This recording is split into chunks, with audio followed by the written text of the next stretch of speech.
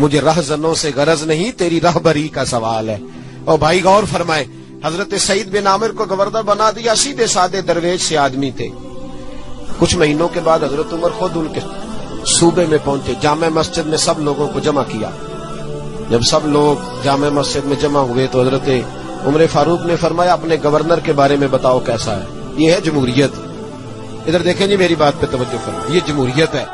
Governor سامنے کھڑے، فرمایا بتاؤ گورنر کیسا ہے؟ تو لوگوں نے کہا 4 شکایتیں ہیں گورنر صاحب سے۔ اس کو حضرت ابن جوزی علیہ رحمہ نے نقل فرمایا، 4 شکایتیں۔ کون سی؟ کا پہلی شکایت یہ ہے کہ گورنر صاحب جب شروع میں گورنر آئے تھے تو فجر کی نماز کے بعد ہی لوگوں کی بات سننے لگتے تھے، اب نماز پڑھ کے گھر جاتے ہیں، 9-10 بجے واپس آتے ہیں۔ دوسری شکایت یہ ہے کہ ہفتے میں ایک دن ملتے نہیں۔ تیسری شکایت ہے صرف دن کو ملتے ہیں، رات کو نہیں ملتے۔ اور چوتھی شکایت یہ ہے کہ کبھی کبھی رونے لگتے ہیں اور بے ہوش ہی ہو جاتے ہیں۔ آپ نے عجیب دیوانہ گورنر بنا دی۔ حضرت عمر نے حضرت سعید بن عامر کی طرف، بول بھئی تیری شکایات ہے۔ جناب سعید بن عامر کہنے لگے حضور میرا راز نہ ہی کھلتا تو اچھا تھا، اگر آپ نے کہا ہے تو کہہ دیتا ہوں، بتائیے۔ فرمایا تیری پہلی شکایت ہے کہ تو فجر کے بعد گھر جاتا ہے، 9-10 بجے آتا ہے۔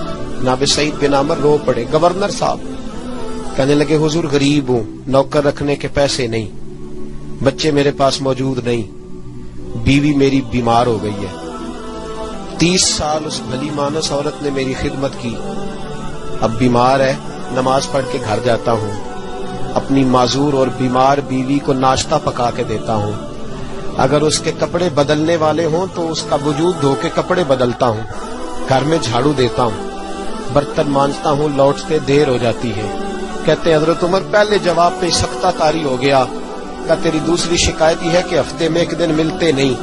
تو سعید بن عامر عرض کرنے لگے حضور کرتا میرے پاس ایک ہی ہے، ہفتے میں ایک دن دھو کے خشک ہونے کو ڈالتا ہوں، بیوی کے کپڑے پہن کے بیٹھا رہتا ہوں، ٹھنڈ کا موسم ہے، اثر وہیں ہو جاتی ہے۔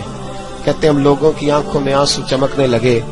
کہا تیری تیسری شکایت یہ ہے کہ تو دن کو ملتا ہے رات کو نہیں ملتا۔ تو رونے لگے، داڑھی ہاتھ سے پکڑ لی، کہنے لگے حضور دیکھیں کوئی بال کالا تو نہیں نا، ساری سفید ہو گئی ہے، پتہ نہیں رب کریم کب بلا لے گا۔ دن مخلوق کے لیے رکھا ہے، رات اپنے رب کے لیے رکھی ہوئی ہے۔ میں ساری رات اسے مناتا ہوں کہ مولا یہاں پردے رکھے ہیں تو وہاں بھی میرے پردے ہی رکھنا، اے اللہ یہاں تو نے وقار دیا ہے تو وہاں بھی وقار ہی دینا۔ اور کہا کبھی کبھی روتے ہو اور بے ہوشی ہو جاتے ہو؟ کہنے لگے حضور بہت پختہ عمر میں کلمہ پڑا تھا، 40 سال کا تھا جب کلمہ پڑا، جب 40 سال کے گناہ یاد آتے ہیں تو رو پڑتا ہوں، سوچتا ہوں کہ میں تو ایک ہفتے کا حساب نہیں دے سکتا، 40 سالوں کا کیسے دوں گا حضور؟ پھر مجھ سے برداشت نہیں ہوتا، پھر تڑپ جاتا ہوں۔ جب چاروں باتیں کہیں تو پھر رونے لگے، کہنے لگے حضور اب میری سزا کا بھی اعلان کر دیں، اب میرے پردے کھلے تو سزا کی بات بھی کریں۔ حضرت عمر نے ہاتھ اٹھائے اور کہا اے اللہ میرے محبوب کی امت کو کچھ ایسے گورنر اور بھی عطا فرما۔ اپنے آپ کو سنوارے، اپنے آپ پہ توجہ دیں۔ بڑا ہو گیا خوابوں کی دنیا میں زندہ رہنا اور لفظوں اور جملوں کی اوٹ میں چھپ کے اپنے آپ کو مطمئن کرنا۔ اب ذرا عمل کی دروازے کی طرف بھی اپنے قدم بڑھائیں اور کچھ کام ایسے بھی کریں جو ہمارا اور ہمارے رب کا راز ہو، اور صبح قیامت وہ ہمارا خزانہ ہمارے کام آئے، ہمیشہ مدحت خیر الانام میں گزرے۔ دعا ہے یہ عمر درود و سلام میں گزرے۔